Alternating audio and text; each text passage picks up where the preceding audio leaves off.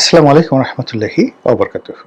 সম্মানিত দর্শক, নির্বাচন কমিশন কর্তৃক ঘোষিত নির্বাচনের যে তফসিল, এটি চলতে থাকবে।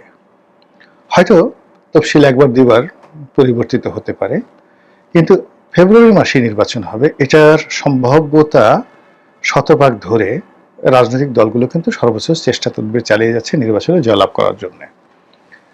তো এই সময়ের মধ্যে একজন প্রার্থী ওসমান হাদি, তরুণ প্রার্থী, তার উপর গুলিবর্ষণের ঘটনা ঘটেছে এবং এটা নিয়ে অনেকে সন্দেহ তৈরি করে হয়েছে বা অনেকের আশঙ্কা তৈরি হয়েছে যে নির্বাচন বানচাল হয়ে যেতে পারে বা তফসিল পিছিয়ে যেতে পারে।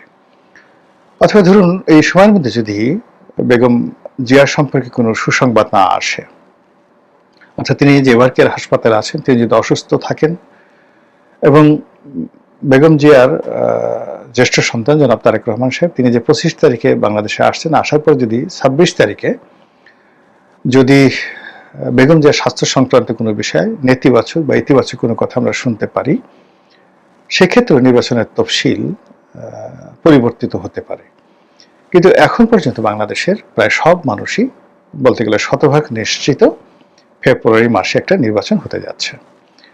এখন নির্বাচন কতটা শান্তিপূর্ণ হবে, কতটা গ্রহণযোগ্য হবে, নির্বাচনের ফলাফল কার পক্ষে যাবে, বা শেষ পর্যন্ত নির্বাচনটি আদৌ হবে কিনা, এই প্রশ্নগুলো এখন সবাই বন্ধ রাখতে চাচ্ছে।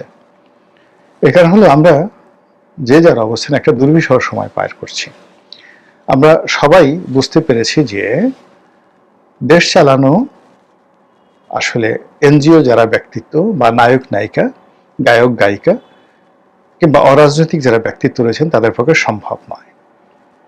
এটি হয়তো 3 মাসের জন্য সম্ভব।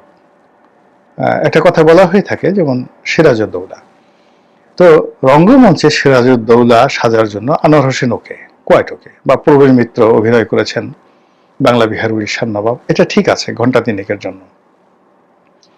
কিন্তু পলাশীর ময়দানে যদি যুদ্ধ করতে হয় বা মুর্শিদাবাদের সিংহাসনে যদি বসতে হয়, তাহলে একজন সত্যিকার অর্থে সিরাজউদ্দৌলাকে লাগবে। ওখানে অভিনয়ের কোনো নায়ক দিয়ে আনোয়ার হোসেনকে দিয়ে হবে না। মানে আনোয়ার হোসেন বা প্রবীণ মিত্র, তারা যদি প্র্যাকটিক্যাল লাইফে পলাশীর ময়দানে তাদেরকে বসিয়ে দেওয়া হতো, এক একজনের কাপড় চোপড় নষ্ট হয়ে যেত রীতিমতো। এটা হলো রিয়ালিটি। তো রাজনীতি আসলে যুদ্ধের মতো একটা ঘটনা। এখানে সিজেন্ট যারা উত্থান পতনের মধ্য দিয়ে রাজনীতিতে টিকে আছেন, সিজেন্ট বলা হয় যেটাকে, সংকুচিত হন না, প্রসারিত হয় না, যারা একটা শেপ নিয়েছেন। যেমন কাঠ সিজন করা হয় না, সিজনিং করা হয় যাতে করে কাঠটি বর্ষাকালে ফুলে না যায় আর শীতকালে কুঁচকে না যায়। তো এইরকম রাজনীতি করতে করতে যারা ভয়কে জয় করেছেন, জনগণের সঙ্গে বিভিন্ন বিরূপ পরিস্থিতিতে রাজনীতি করতে করতে গিয়ে তারা একটা দক্ষতা অভিজ্ঞতা অর্জন করেছেন, কোন একটি রাষ্ট্রের রাষ্ট্র ক্ষমতা দীর্ঘমেয়াদে পরিচালনা করার ক্ষমতা সেই রাজনীতিবিদদেরই আছে।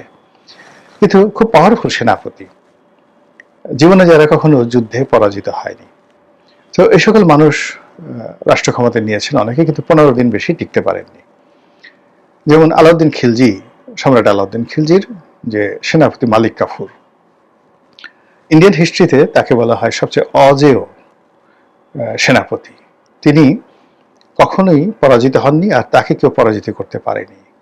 কিন্তু এই মানুষটি যখন আলাউদ্দিন খিলজির সিংহাসনে বসলেন, তিনি কিন্তু টিকতে পারেননি।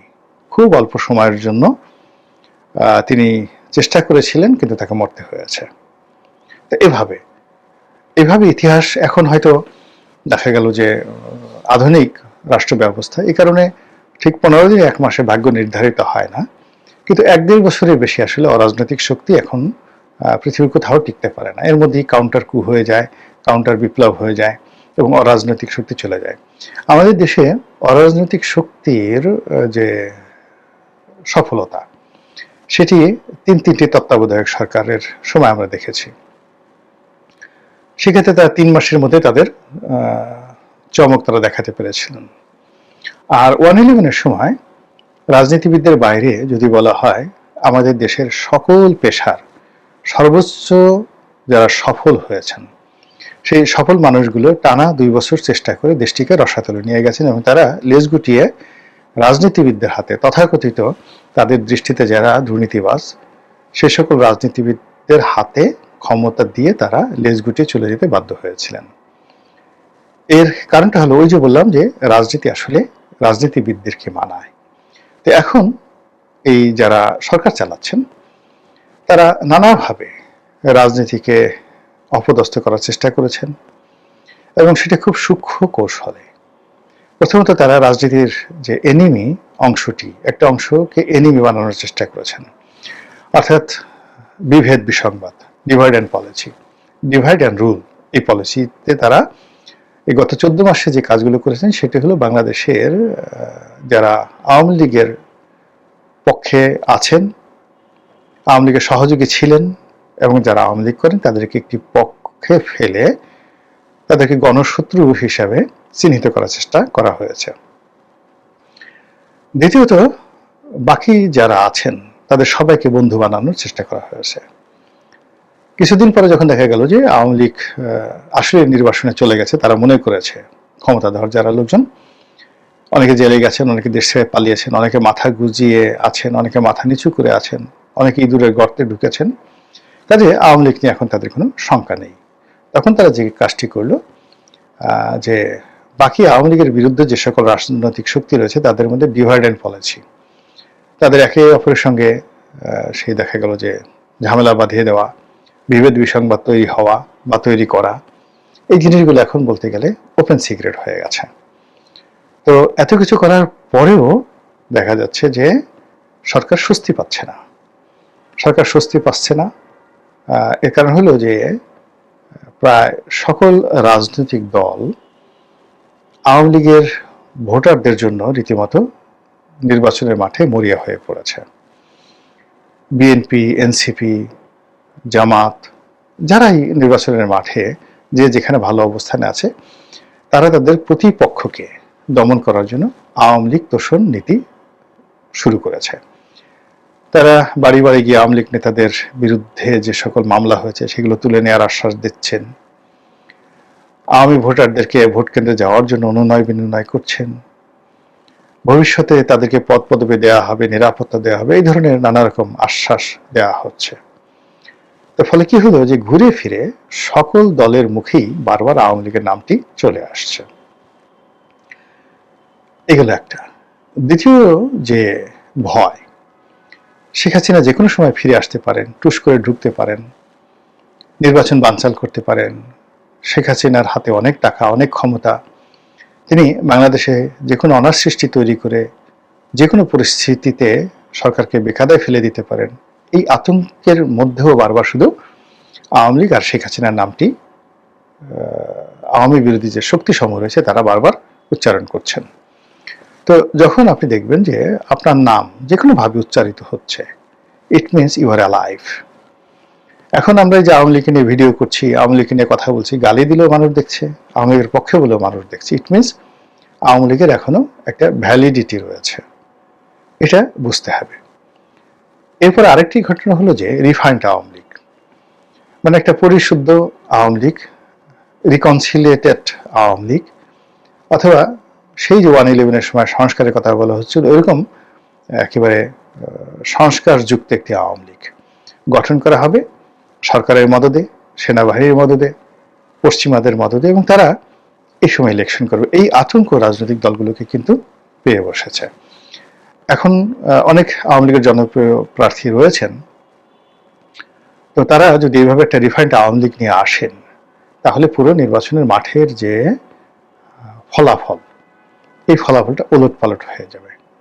ফলে কি হলো, রাজনৈতিক দল এবং সরকার আওয়ামী লীগের ব্যাপারে এখনো কোনো মানে স্টেডি বলতে যেটা বোঝায় একেবারে স্থির এবং দীর্ঘস্থায়ী একটা কোনো সিদ্ধান্ত নিতে পারছে না।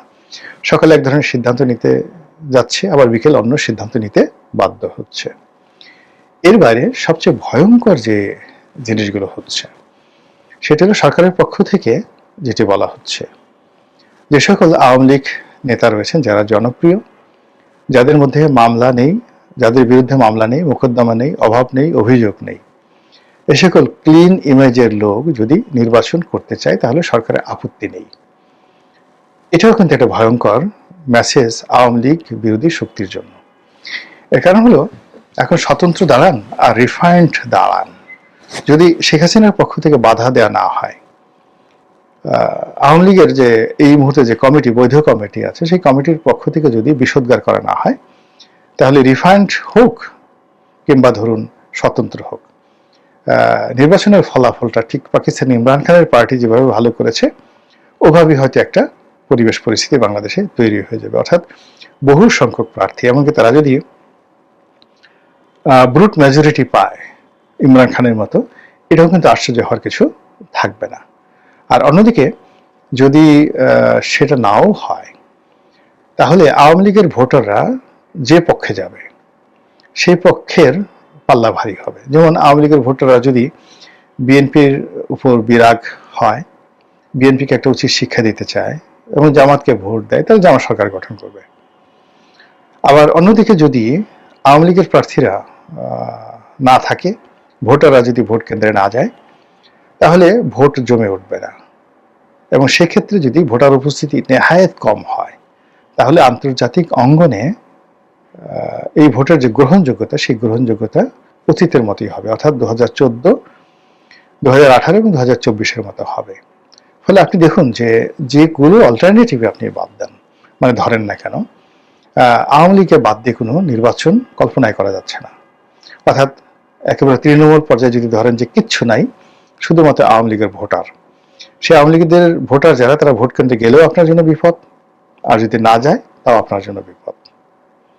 দ্বিতীয় অপশনে গিয়ে যদি আপনি আসেন যে আওয়ামী লীগ যদি একটা রিফাইন্ড আওয়ামী লীগ গঠন করা হয়, সংস্কারবাদী একটা আওয়ামী লীগ গঠন করা হয় এবং তারা ফরমালি সারা বাংলাদেশে প্রার্থী দেয়, রীতিমতো কেয়ামত হয়ে যাবে রাজনীতিতে। থার্ডলি হলো যদি রিকনসিলিয়েশনের আন্ডারে আওয়ামী লীগের যে সকল ইমেজ সম্পন্ন প্রার্থী রয়েছেন, তারা যদি স্বতন্ত্র ইলেকশন করে এবং সরকার সেখানে গ্রিন সিগন্যাল দেয়, আইন শৃঙ্খলা রক্ষাকারী বাহিনীর নিরাপত্তা দেয় এবং রাজনৈতিক দলগুলো বৈদেশিক চাপের কারণে এটা মানতে বাধ্য হয়, তাহলেও কিন্তু রাজনীতির যে হিসাব পুরোটা এলোমেলো হয়ে যাবে। ফলে যারা মনে মনে কলা খাচ্ছেন, খান, কোনো অসুবিধা নেই, কিন্তু গাছ লাগিয়ে যারা কলা খান, অর্থাৎ রাজনীতির ময়দানে যারা পরিশ্রম করেন, চষে বেড়ান, তারা খুব ভালো করে বুঝেন যে বাংলাদেশের পরতে পরতে দুটো রাজনৈতিক দল, বিএনপি, আওয়ামী লীগ, তারা কতটা শক্তিশালী। আবার বিএনপি, আওয়ামী লীগের দল, এই দুটো দল যারা শীর্ষ নেতৃবৃন্দ রয়েছেন, তারা এই গত 15 মাসে তারা হাড়ে হাড়ে টের পেয়েছেন জামাত কি, কাহাকে বলে, কত প্রকার এবং তারা কি কি করতে পারে। তো সব মিলিয়ে আমাদের যে রাজনীতি, সেই রাজনীতি যে একটা জটিল আবহাওয়া বিরাজ করছে, সে আবহাওয়া আমাদেরকে কোথায় নিয়ে যায়, আমাদের রাজনীতির ময়দানে কি ভোর উপহার দেয়, কিংবা কি ধরনের মেঘময় সন্ধ্যা আমাদেরকে এনে দেয়, সেটাই এখন দেখার বিষয়। মহান আল্লাহ আমাদের সবাইকে হেদায়েত দান করুন এবং